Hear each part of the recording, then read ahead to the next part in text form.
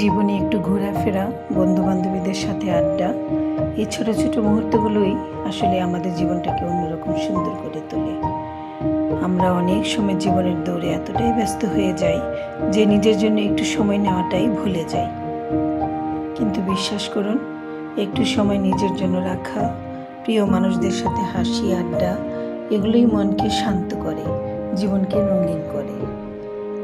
জীবনটা সুন্দর রাখতে হলে আগে নিজেকে ভালো রাখতে হবে, নিজের মনের খেয়াল রাখতে হবে, কারণ আপনি ভালো থাকলে আপনার চারপাশের মানুষও ভালো থাকবে।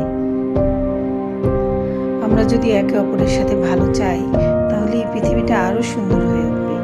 এই জীবনটাকে উপভোগ করুন, ছোট ছোট সুখগুলোকে গুরুত্ব দিন, হাসুন, ঘুরুন, ভালোবাসুন। আর সব কিছুর মাঝে একটা জিনিস কখনো ভুলবেন না, আল্লাহর উপর ভরসা রাখা। যত কঠিন সময় আসুক না কেন, আল্লাহকে ডাকুন, কারণ তিনি সবসময় আমাদের পাশে আছেন। বিশ্বাস রাখুন, তিনি আমাদের জন্য সবচেয়ে ভালোটাই ঠিক করে রেখেছেন। জীবনটা সুন্দর, শুধু সুন্দরভাবে বাঁচতে জানতে হবে।